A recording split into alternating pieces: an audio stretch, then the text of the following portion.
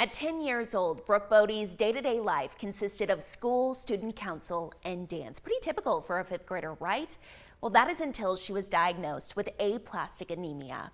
Despite the unknown, Brooke chose to dance through treatment, taking her nurses and even a few doctors along for the ride.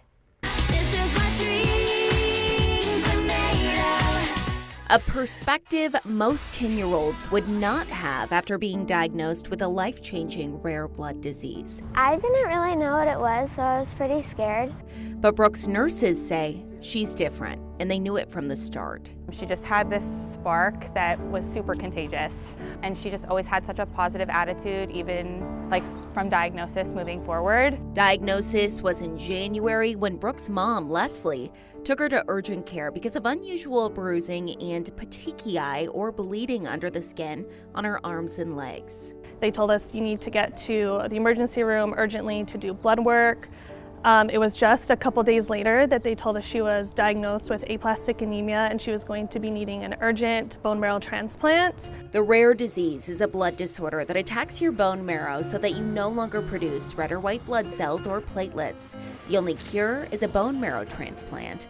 Mom, dad, and 6-year-old brother Hudson all got tested to see if they could be a donor. Hudson was the best match. I think me and Dad were even more freaked out knowing that not only one kid was going to have to go through this whole process, but also ask, our 6-year-old son. Even though Mom and Dad wish they could have made the sacrifice, Hudson says he has no regrets facing his fears for his big sister. Sometimes I feel like I'm nervous to do all of this stuff, but I do feel good helping her and saving her. And he saved her on March 19th, just a little more than a month after Brooke's initial diagnosis. Brooke's idea was to do a pajama party. We had doctors in pajamas, pharmacists in pajamas. It was great.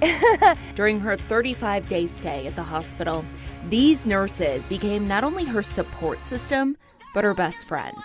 We started doing TikTok dances, and that got me motivated to start my TikTok and things like that. And now you're viral. Were you expecting that to happen? No.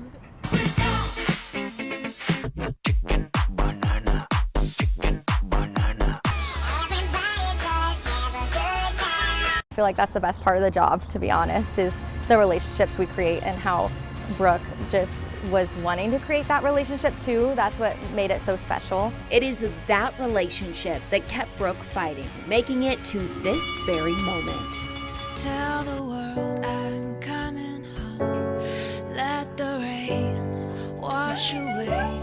It is hard when you spend 30-something days with a family day in and day out, and then they get to fly the nest, which is so exciting for them, but we definitely feel that void on the unit and miss them a ton, so we're always grateful when patients come back and visit. Because Brooke won't be able to go back to school for at least another 6 months, the visits are quite often, and so are the TikToks. Many of the videos raising awareness of aplastic anemia. Myself, my husband, we never even have heard of aplastic anemia, and the importance of donating blood, donating platelets. She's been receiving infusions since the end of January. And Brooke wants to help others with aplastic anemia know they are not alone. To kind of go through it with them, because I went through it too. Something she learned from the nurses she spent day in and day out with at Banner Children's Diamond Medical Center. They inspired her to be a nurse herself one day. And while her spirit taught them all what it means to persevere, she made it her job to teach them And then to the left, how to dance. left, right, and snap. If you or your child has excessive bruising, pale skin, or severe fatigue, go to the doctor and get a blood test to check for aplastic anemia. If you want to help Brooke and her family, or if you want to watch Brooke continue to dance through treatment, you can find a link to her GoFundMe and TikTok on KOLD.com. Coursing Courier 13 News.